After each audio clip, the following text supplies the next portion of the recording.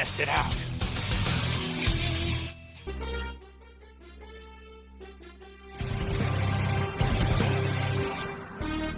This thing you've become. That's right. You know, I almost ended up just like you are now. What is this? What is that form? The power it exudes feels different from my own.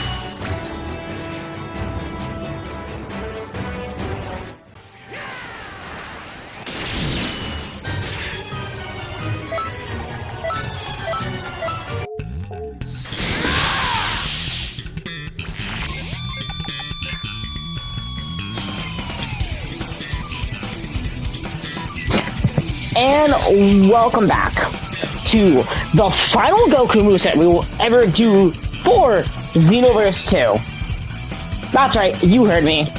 Here is the Ultra Superhero Goku moveset. Now, there's a lot to cover here, and we're going to be breaking it down in a couple of different ways. Despite my dislike towards the final DLC characters, and I am going to be judging them based on the fact that Goku is the last character for Xenoverse DLC ever. The pure last ever character that we will ever get for paid DLC. And he's pretty much, in essence, a kind of a updated reskin of Omen Goku, in a way. I feel very similar to the way I feel about him a lot of the times, and you can really tell here. But, anywho, let's get to it. First off, there's something really unique about Ultra Superhero Goku. So, when you get to danger levels of health, Goku's basic strings combo strings, Grab, Dragon Spiral, and Venus Fist all change with added inputs and therefore also doing more damage. That's why there were several combos and several different things in this one, because it changes varied. He's the only character to do this, and it helps to make him a little bit more unique. But anyways, let's get to it. His full health, heavy and light strings are very nice. I do like them, but I do feel like there's too much teleporting going on, and it feels like they weren't finished, or it feels like there's a disconnect here. Similar to Omen Goku, where, yes, I do like the vanishes, but it feels really odd. And his heavy basic string feels very, very slow. Well, okay, not very slow, but it definitely feels slow and not fast, similar to Omen. But overall, I do like them. As for the lower health version, it pretty much just adds in like that spearmint green blast that Goku does at the end of his basic heavy string, which is fine. I like it. He does it twice for his heavy string though, which is fine. Again, I wasn't expecting there to be like a big change, but there is a change, and it's nice to see the character kind of change the way they play. Now, for his basic combos, they're all pretty alright. My favorite one is the one where he fires the soaring fist at the opponent. Originally, I thought it was a mini godly display ball, but it's not. As for his low health strings, his strings pretty much, they just get longer and do more damage, and there's more to it. Like, if I was to do the basic, if I was to do the heavy string where he throws out the soaring fist, there would be more to that combo before he ends it off. But again, it is one of my favorite combos to do, and I love when they include blast into their moveset. I wish we got to see, I don't know, kind of more of it and such, but the low health ones are pretty cool, and I think they string together a lot better when he's at low health, and they feel more connected than disconnected. His grab is pretty basic. It's similar to the Gogeta one, but with a kick, and by that I mean the blue Gogeta one. There is like a little change when he does it at low health. Pretty much just like it seems like there's like an extra sound effect / pose to it. But so it doesn't really change, so I don't really see a reason to have it there. Dragon Spiral is honestly one of the worst moves I've seen in this game. So Dragon Spiral is one of the only 3 unique moves that Goku has here. Dragon Spiral feels like a festival move that they would have given Goku, and it does kind of feel like a reworked version of Omen Goku's festival version of Celestial Wave, just at different, like, just reversed. This move can destroy basic Ki Blasts. I don't know if it goes for actual super attacks or not. That's something we're gonna have to do some more testing for. But he does 2 hits. He does a backhand into a teleport blow. Now, if you do it at low health, he will do the same thing, but he will end it with basically a Spearmint Celestial Wave Blast. Like I said, this feels like a total reverse of the Celestial Wave festival move, where he does the Celestial Wave Force, teleports, does 1 hit, and then does 1 heavy hit. For Wadsworth, these hits do feel a lot stronger, and they combo really well into Goku's basic combos. So there's that. It does feel like a extension of his basic combos. Personally, I don't really like it, simply for that fact that this feels like a lacy festival skill, and that's not something that I really want from my final DLC character, where personally I think Goku should have had a totally unique moveset and such. He has the Divine Kamehameha, which makes sense since it is meant to be Ultra Instinct Goku on top of Ultra Superhero, but I digress. he should have other Kamehameha, maybe like a special version of it or whatever. It still works. Shockwave, there is no reason for Shockwave to be here.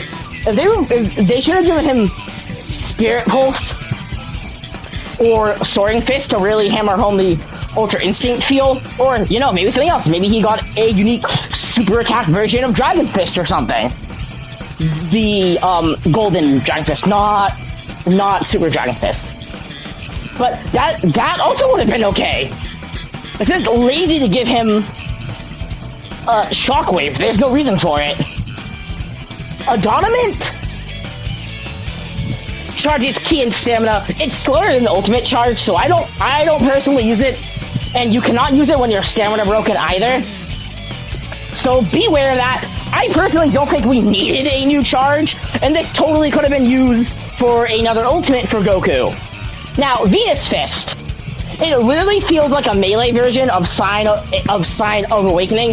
Goku does very similar things to Sign of Awakening. It's just ended with a super powerful punch into the Gogeta pose. Now, for what it's worth, I do like this attack, and they do actually sell how powerful this form is. That super mega punch looks amazing. I love it.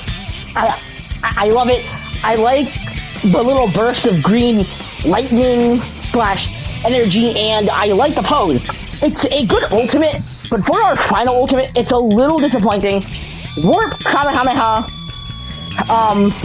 Surprisingly, they didn't give him Super Kamehameha, but I guess this helps to make it more unique. Personally, I think he should have had. I think he should have had a one more beam ultimate. I don't know. You could have called it Quelled Kamehameha, or like, you could have called it Quelled Kamehameha or Ultra Kamehameha. You could have called it something cool, and it, you know, would have been cool to see that. We could have had 2 beams, I don't know, and maybe one is like called like Quelled Kamehameha, and his ult's called like Ultra Quelled Kamehameha or something like that. Just something to give us, because this DLC totally lacks Ki Blast skills, and it sucks. But again, I don't have any issues with Warp. It is, like, in my opinion, the best Kamehameha Ultimate, so I guess I'm happy they gave it to him. And they have Celestial Wave. But they didn't change the color, which is a bit odd. I think they should have changed the color just for Goku and given him a unique version of the attack, but they don't. Overall, as a character in this game, he is unique when he gets low health, but his moves are all kind of reused from Omen Goku, which is why I call him essentially a recolor / reskin, or he's more of a reskin of Omen Goku than a recolor. The real recolor is Supreme Kai Time, but yeah, he's kind of a recolor, and for that I do have to dock him. I would put him at a 8 if we're picturing the Bison being lost DLC character. Overall, I'd say he's 6 at like a 7 or an 8. Personally, I think that's where he stays. I don't really see much of a reason to put him any higher, and I want to put him lower, but at least he looks cool, and that's really all he has going for him. He's kind of disappointing, but not as disappointing as Ultra Super Villain Supreme Time.